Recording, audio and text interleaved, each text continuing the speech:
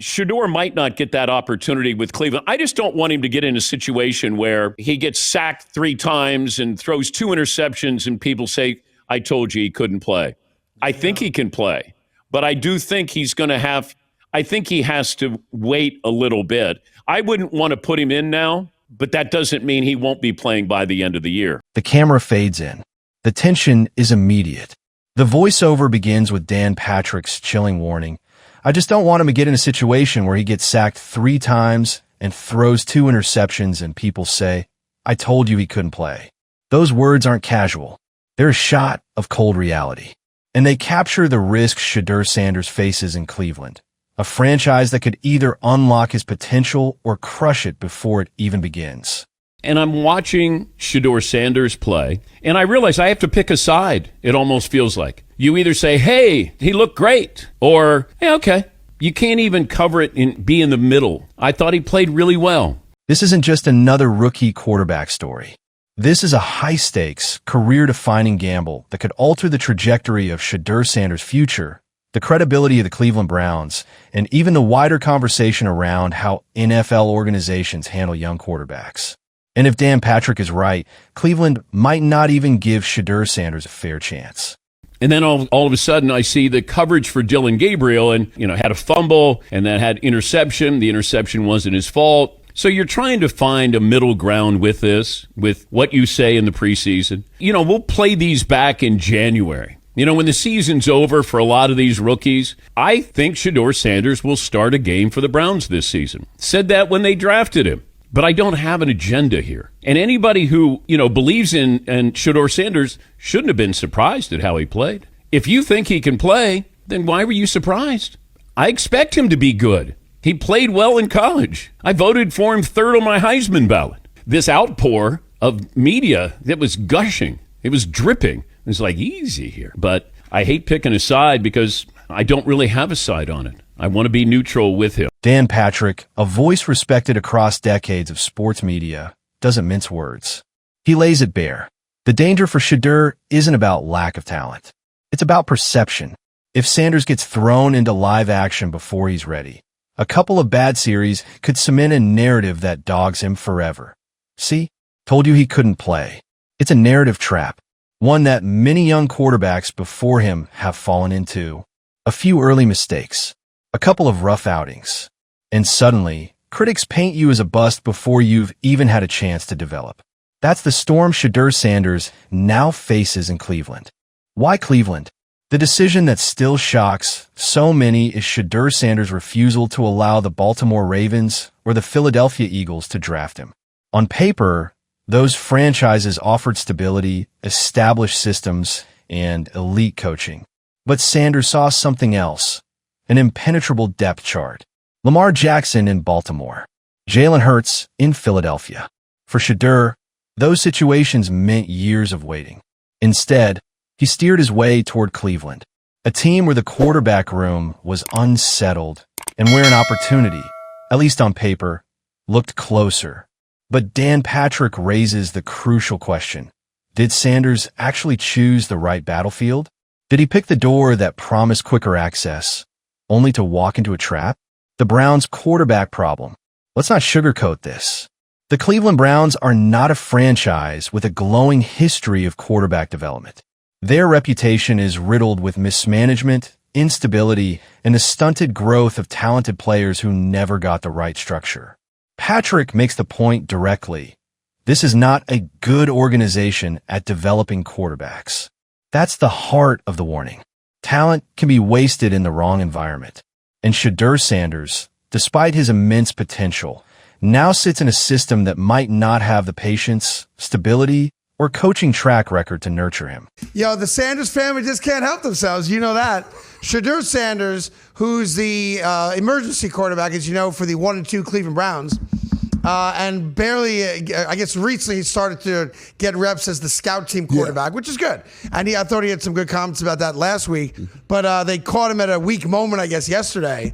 And Shedeur Sanders came out and said, I'm better than a lot of the quarterbacks I see playing on Sunday. Adding to the storm is Dylan Gabriel, who, according to Patrick, has been more polished and ready in early evaluations. That word, ready, is dangerous. It suggests a readiness to manage the basics of NFL quarterback play: timing, quick releases, decision-making under pressure. If Gabriel continues to earn that reputation, the Browns could lean on him for stability while leaving Shedeur on the sidelines. Or worse, pushing him into action just to test him and then pulling the plug too soon. This is where Dan Patrick's fear comes alive. If Shedeur is thrust into the lineup prematurely, one bad afternoon could label him as unprepared, when the truth is that Cleveland might not be prepared for him. The risk of the bust narrative. History has taught us this lesson before. Look at quarterbacks who were drafted into chaos: David Carr in Houston, Joey Harrington in Detroit, or more recently, Zach Wilson with the Jets. All had talent. All had promise.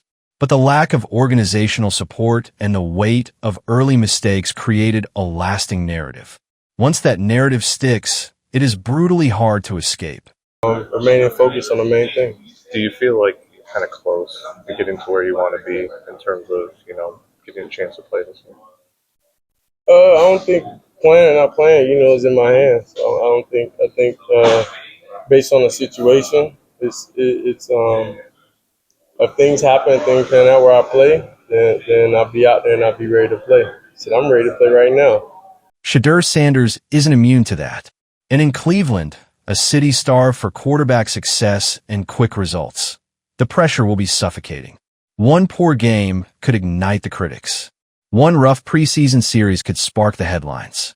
And just like that, the story of Shedeur Sanders could be written in ink before it even begins. Patrick emphasizes a reality often overlooked by fans: the importance of waiting.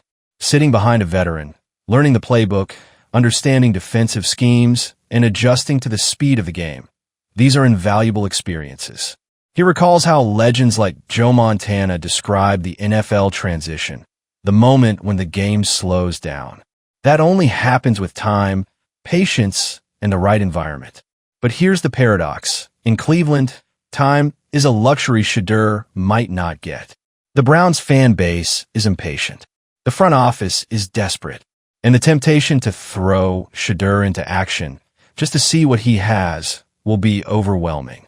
The draft decision revisited. Patrick also revisits Shedeur's most controversial decision: manipulating the draft to avoid Baltimore. To Patrick, this was puzzling. Baltimore is a first-class organization. Their structure, culture, and leadership could have provided Sanders with the best foundation possible. Instead, he opted for opportunity over stability. That gamble now hangs in the balance. Was it the bold move of a competitor who wanted to play right away, or the miscalculation of a young player who underestimated the risks of entering a fragile franchise? The answer may define Shedeur's entire career: the stakes in Cleveland. So what does this leave us? Shedeur Sanders is in a fragile position. On one hand, he has the pedigree, the poise, and the toughness to thrive. On the other, he's in a franchise that may not have the infrastructure to protect him from failure. Dan Patrick's words are more than a warning. They're a prophecy of what could happen if Cleveland mishandles this moment. Imagine it. Sanders gets a surprise start in Week 6. The Browns' offensive line collapses. He takes 3 sacks, forces 2 throws, and walks away with a box score that critics salivate over. The headlines write themselves. The pundits nod smugly. And just like that, Shedeur Sanders becomes the latest victim of Cleveland's quarterback curse. But here's the haunting part. None of that would be a true reflection of his talent. It would simply be the byproduct of bad timing, bad development, and bad organizational structure. Dan Patrick's statement is both a cautionary tale and a call to action. Shedeur Sanders can play. He will play.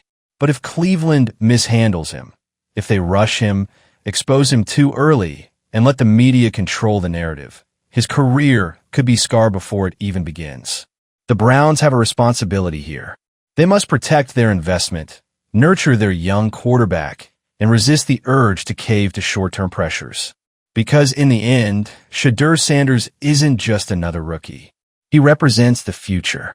And whether that future is built or broken may depend entirely on how Cleveland listens to warnings like Dan Patrick's.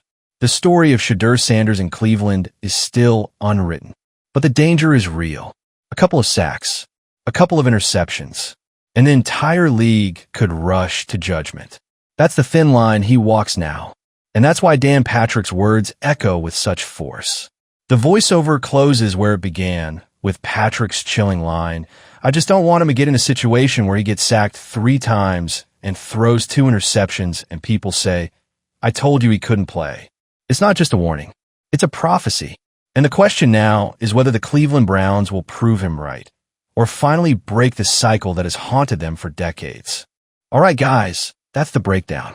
If you agree that Cleveland is holding Shedeur back, smash that like button right now. Drop an SS 100% in the comments so we know who the real ones are. And subscribe because we've got more Browns updates, more Shedeur coverage, and more NFL drama coming your way all season long.